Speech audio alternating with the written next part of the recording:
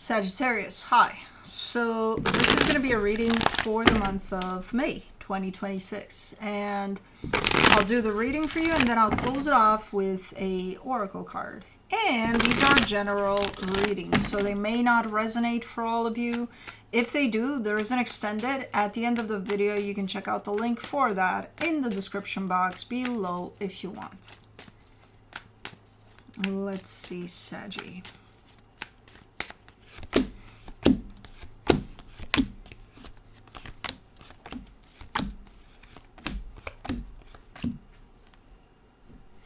She's a squirrel. The overall energy for the reading, the Seven of Cups. Choices that you're making, options to be explored. Let's see. Starting off the reading, you get the Four of Wands crossed by the Knight of Cups. There's a commitment here, and you're showing up in it with your heart open. It could be any kind of commitment. It could be a friendship. It could be a romantic situation. It could be a family situation. It could be somebody you're working with, but you're definitely involved here emotionally too. In your focus, the Judgment card, you've grown a lot and you're still growing. You're in a process of growth here, of evolution here. So that's nice. In the recent past, the Ten of Swords, you were done with something there. You put something behind you. In your strength, the Four of Cups, you're upset about something, but I don't know about what yet. We shall see. In the immediate future, the Hangman, you're standing still, just taking things as they come. You know, trying to not interfere much with your mind, with your control, or trying to take control over things, just letting things be. Cool energy. And the supportive energies, the Ace of Pentacles. Brand new beginning is showing up here for you. The energy that surrounds you, and you may not be aware of it, the Eight of Cups. You know how, let's put you in a room. And you're surrounded by a lot of things. And those things belong to you. And you need them. Most of them for whatever it is that you're preparing to do. But some of them you don't. Some of them you don't. And let's say you're packing up all those things to take with you because you're going to need them. Well, the ones you don't need to pack. But because you're not acknowledging that you don't need them anymore, you pack them with. And then they weigh heavy, you know, with everything else that you do need. So there's something like that in your environment. There's something you no longer need, something that no longer serves you. And I don't think you're seeing it. I don't know what it is. I'm just seeing it there as you not seeing it, basically. In your hopes and fears, the Three of Cups. Yeah, you're very open to the world, to any experience that's out there, and to other energies, again, that are good for you. So that friend that always makes you feel good just by being in their presence, you're going to be open to that. That friend that's a little bit of an energetic vampire, you're not going to take their calls right now. You know, things like that. In the potential outcome, the Knight of Swords, you're going ahead and doing something there. You're initiating something, or you're going in a particular direction that's meaningful to you. You're like, okay, here I go. Watch me go. Okay, cool. Let's clarify. Let's do the Seven of Cups, the Empress, the Ace of Wands, the Ace of Pentacles. Yeah, there's something about this commitment here that starts off the reading. You're very invested here. And not only are you invested, you're very creative. Being connected to whatever or whoever this is brings out the creative aspect of you. Like, you come up with all sorts of ideas, good ideas. You come up with all sorts of possibilities for things. So that's pretty cool. Let me see the Four of Wands. The High Priestess, the Death card, the Eight of Wands. What could this be?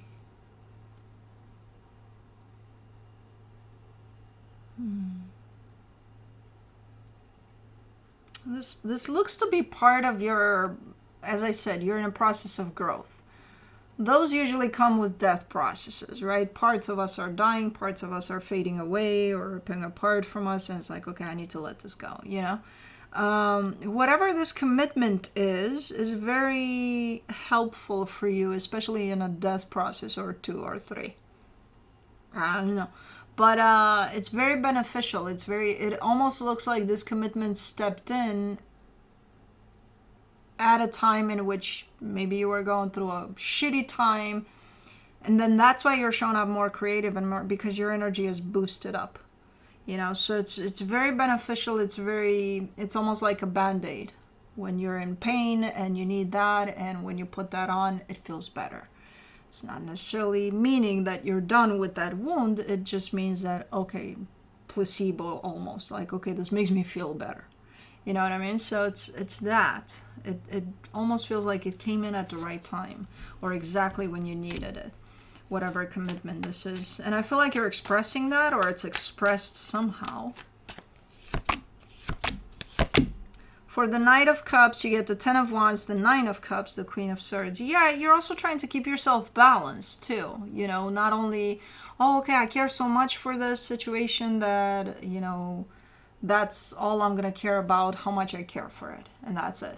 No, you're trying to bring a sense of logic, a sense of practicality to the table too, and keep it all balanced there, which I feel like you're succeeding. I feel like sometimes it's hard to keep practical about things here too, because there's so much involvement, emotional involvement here, that it feels like sometimes you're being ran by your heart here. But no, you're doing a great job trying to bring your mind into the game too, and create that balance between the two, and keep it steady there, keep it balanced. Let me see the Judgment card in your focus. You get the Seven of Wands, the Queen of Wands, the Six of Wands. Yeah, I feel like you're acknowledging that, hey, I'm still growing, I'm still learning, I'm still, I'm in this up and up process. And for the most part, you're very grateful and even proud of yourself as you're going through these steps of probably healing or wavy healing. Other times you're like, yeah, I'm not doing shit. I'm not growing, I'm not doing shit. What the hell? Again, wavy. Wavy is the key word for this process. So I get why you're kind of going through this in waves a little bit. For the Ten of Swords in the recent past, you get the Judgment card, the Seven of Swords, the Eight of Pentacles. This could have been a project or a job or something to that extent, because I see you removing yourself from it a while before you actually cut it off completely. So you were already kind of leaning in the direction of leaving this. And then at some point you're like, okay, I'm done here. I'm putting this behind me. So I don't know what it is, but I see you invested in it physically. So I see you putting effort into it. And that's why it's almost something you worked on, or like a job or a project or something you've been physically invested in the material there. For the Four of Cups in your strength, you get the Three of Swords, the Ten of Pentacles, the King of Cups. Oh, that's why. So you're more disappointed than upset a little bit that whatever that was didn't work out. So you're carrying that energy with you.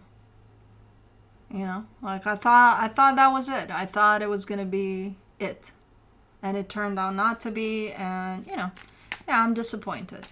Okay, so you haven't fully closed off that cycle yet, because you're still holding disappointment over it, so it still does stuff for you. The minute you accept that, hey, that's what that experience was, and it helped me in that way and in that way and in that way, and let me see what I can take from it, and accept that it's been part of my life for this long, and that's that, then you won't be disappointed or upset anymore. But you are, so chapter not closed there. For the Hangman in the immediate future, you get the Justice card, the Queen of Cups, the Moon.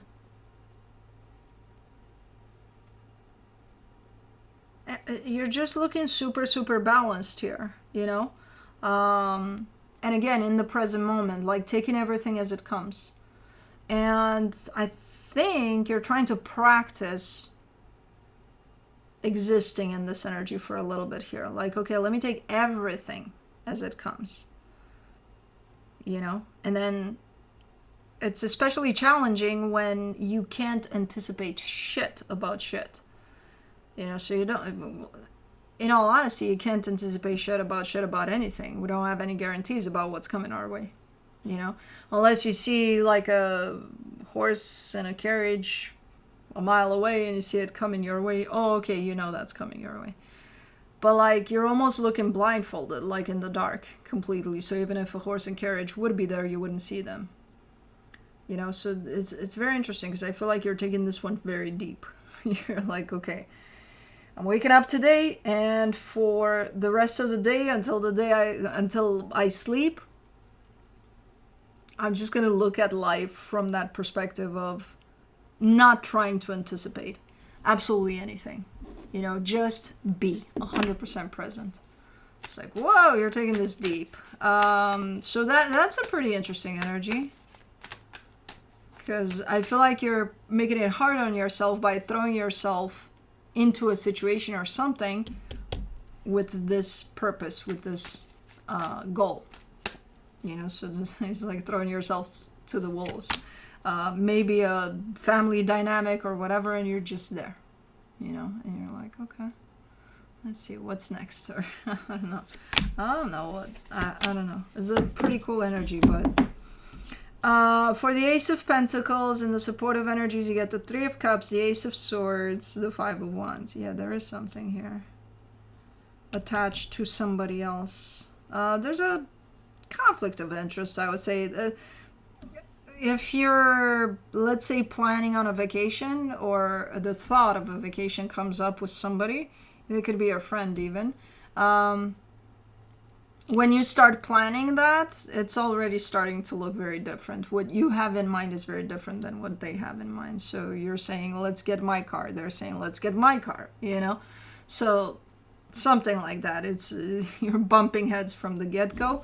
But it's not that big of a deal. It's just different perspectives that can be resolved ultimately. So this involves somebody else then, this experience altogether. For the Eight of Cups in the hidden energies, you get the Two of Cups, the Seven of Pentacles, the Devil. Yeah, it's things that you have invested in the past. The things that I told you you might take with you that you no longer need. It's things that worked for you for a period of time, maybe in your past, and they no longer serve you. If anything, they're kind of in the way. But you keep on bringing them with you. You keep on, instead of letting them go, keep on bringing them with you. And you're very much aware that they're not only not helpful, but they're quite in the way. And you're still like, no, this comes with me because I worked on it. I did this, I did that. So I don't know what those things are for you, but they're no longer needed, and you know that. And you still are not letting them go. I would almost hear you say that you have emotional attachment. That's why you're not letting that shit go, because there's emotional attachment there, you know. That's why I'm bringing it with me. Okay, but it belongs in a time and a place in your past. So the emotional attachment, because it's emotional, you're taking it with you. You don't have to take the actual thing, you know. Let it there. Let it be there where it is. For the Three of Cups in your hopes and fears, you get the Page of Swords, the Emperor, the Nine of Swords. Who is this? There's somebody by your side. But they're not so close that I would see this as an experience with somebody else that's reflecting off of somebody else. I mean, they are close to you. They're probably the closest person to you at this moment in time. But I kind of see this as being your own experience through something. And then here they are, right by your side, right? So they're there too, interacting from time to time. And whoever this is, I don't know. You just want to establish, kind of come to a middle ground and not take their car, not take your car. Rent a car. Then, you know, it's not going to be like me. It's not going to be like you. Let's find a middle ground. It kind of stresses you out because you do have these little bumping of heads along the way, you know? So I see that stressing you out from time to time, and you don't want that. You just want peace and harmony and a rental car. I don't know. Whatever. But, you know, for the Knight of Swords and the potential outcome, you get the Ten of Swords, the Six of Cups, the Five of Cups. I feel like you're just going to leave eventually. Be like, you know what? Fuck your car. Fuck your vacation. I'm out of here. I don't need this aggravation. I'm out. Thank you very much. Goodbye. So if this keeps going like this, I do see you potentially just dropping it all and walking away. If you can't fucking find a middle ground or just not, because it's that's the thing. It's just little things with this one, but it's so many that at some point I do see you eventually being like, I don't need the aggravation, so I'm out. So I don't know who this is to you, but it keeps going like this. Not good. But let me see what the universe has as a final advice. The Eight of Swords, the King of Cups, the Death card. Oh, you're already done here. You're already kind of done. Energetically speaking, you're already out of here. You know, it's your mind that keeps you in here still. And the fact that you do care about whoever this is, but you're already done. Over there in the potential outcome, I see you actually being done and walking away. But until then, energetically speaking, you're already done, but you're still here arguing about the rental. I don't know what you're arguing about, but okay. Let me see the Animal Dreaming Oracle. Crow. Law. You bring in the law here. Number 28. As a creature of the void, Crow is believed to exist in the past, present, and future simultaneously, to embody darkness with light and light within darkness, and to embody darkness within light and light within darkness, and to watch over all the worlds and dimensions from all viewpoints. In chorus. She makes little distinction between right and wrong, but acknowledges the necessity for the existence of both. Without them, we wouldn't learn the lessons afforded by choice. According to legend, when Crow appears, she is challenging our perception while daring us to follow her deep into the void, into our consciousness, to strengthen our principles and our relationship with spirit. Crow encourages us to seek the wisdom found in the inner silence and to ponder our actions and reactions to life. We inherently know the difference between right and wrong. Crow asks us, therefore, to trust our judgment and make the most sensible decision when one is required. Her appearance generally heralds a sudden but necessary change, a wake-up call, or a lesson in self-discovery. Crow is one of the sacred keepers of universal law and the custodian of ancient records. She espouses the law of three, the understanding that whatever we do will be returned to us threefold, that it matters not what we do in this life so long as our actions bring harm to none. She reminds us that all our actions are recorded, and although karma appears patient, it is often ruthless in its delivery.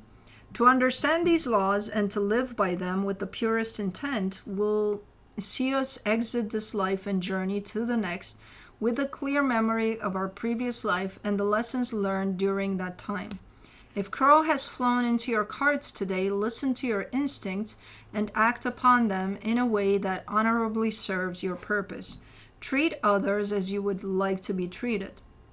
Never expect others to do what you should do yourself, and never act in a way that may cause harm to another. Breaking these simple rules will see the strong arm of spiritual law slam down the karmic hammer. Ooh. You have all the wisdom and knowledge you need within you to make the right decision. Excuse me, you're not a crow. Excuse me. Good morning.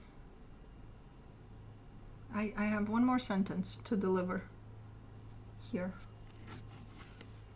Really? You're picking up the death card? Well, that's symbolic for the crow.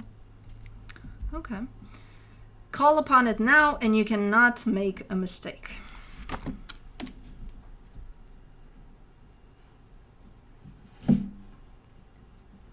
He's the most Oompa Loompa cat I've met, and I know, and I fucking love to death.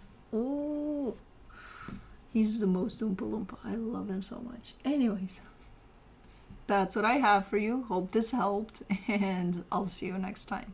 Bye.